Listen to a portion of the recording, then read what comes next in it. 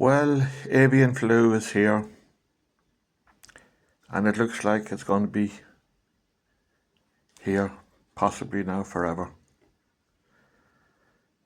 But just what sort of impact this is going to have on our bird populations, I don't know.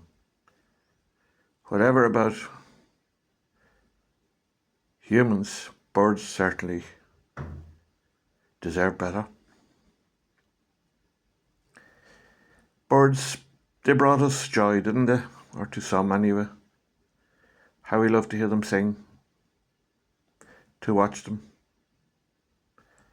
I remember as a child going down the fields to see the whooper swans in winter that would come in from East Europe. And it was always a joy to see them. Last year they were missing for the first time in our memory. And they are going down in gigantic numbers to avian flu. We may never see them again. Last month,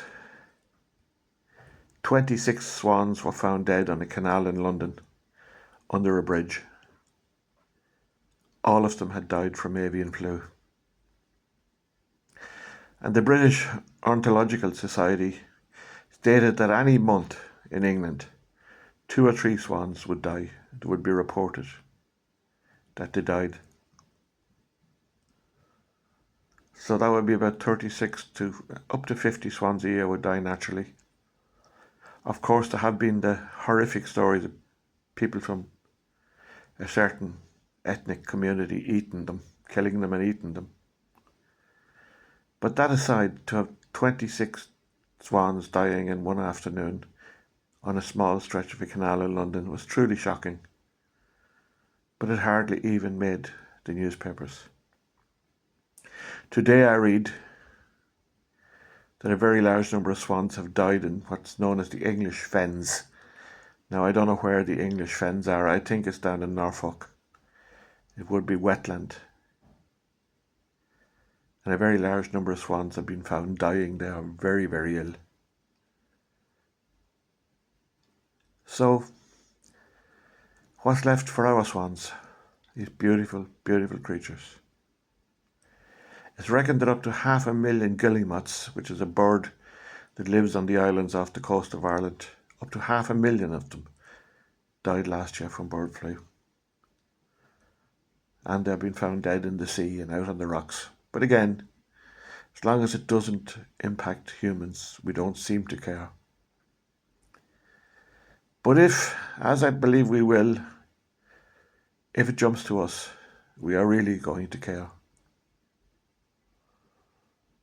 Why is this so important? Most diseases we can't really catch too easily. For instance, a sexually transmitted disease will only come to us if we engage in sexual contact with someone who has the disease. And if we're involved in a stable, monogamous relationship, it has no real chance of reaching us. Other diseases, blood-borne diseases, we must first be infected with foreign blood. Because if we don't get infected with foreign blood, there's no chance of the disease getting to us. Genetically determined diseases are only for people of a specific genetic makeup. And even though as horrible as they are, terrible as they are if you suffer from them, don't as a rule impinge on most people.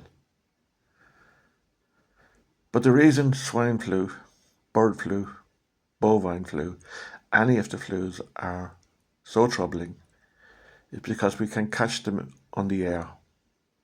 You know how easy it is to catch a flu. Well, if bird flu starts spreading, you don't need to do anything except maybe sit on a bus in the wrong place, or go to a cafe and sit beside someone who already is infected, or walk into town on a clear day where someone is coughing. And bird flu, like swine flu, are very low flus. In other words, they go down to the bottom of the lungs. They can cause dramatic and terrible illnesses and even death. So we really don't need these flus, and we certainly don't need them in packed societies and cities like we're now living in, where it's nearly impossible to be alone.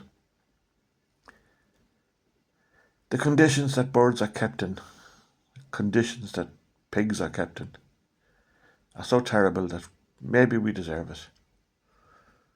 In any case, we just don't care. But soon we will have to care. I believe if things keep happening as they are, we're all going to be turning vegan. Not because we want to. I think it's a great idea, by the way. I think it's a clean idea. I think it's a higher idea. But if we are going to be eating infected meat, that's going to really, really, really make us sick, who's going to do it? There was a great Austrian hydrologist. Berger was his name. And he said that a free and proud people cannot live on a ruined environment because one will destroy the other. But keep an eye on bird flu, folks. It's not going to be nice.